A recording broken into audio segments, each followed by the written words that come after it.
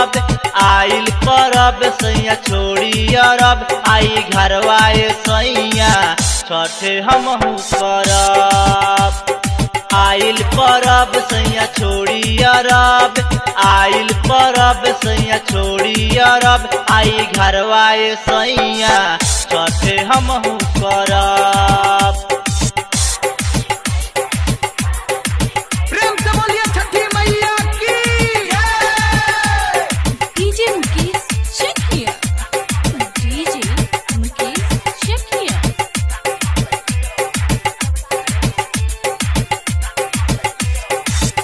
माई के कृपा से भइल गोदी में ललनावा भखल रहे जवनन का के भारा भारा उतारब अचरा पसारब अंगना में कोसी संगे भरब बलम कुछ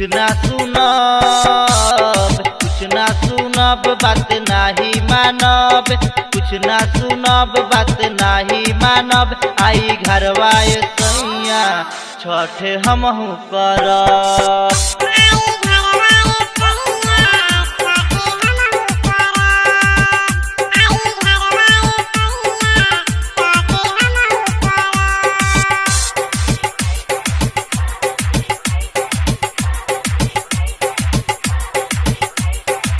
प्रेम से बोलिए छठी मैया की।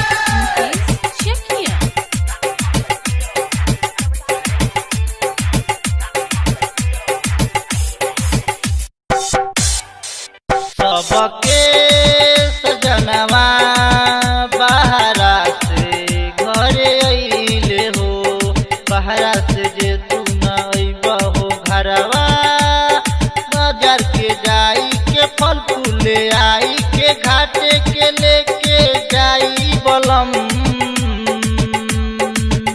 घाटे कैसे चलम रउआ ना रहब घाटे कैसे चलम रउआ ना रहब आई घरवाए सैया छठ हमहू करब।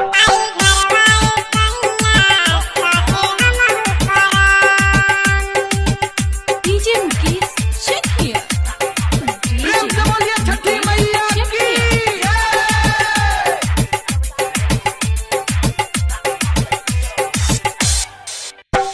राइटर विशल अवधेश घाट जाई के सजैले हो सुनील देवरू जी ना अइले हो घरवा आगम अरविंद पिया धड़कता मोर जिया कहिया ले रउआ टिकट करे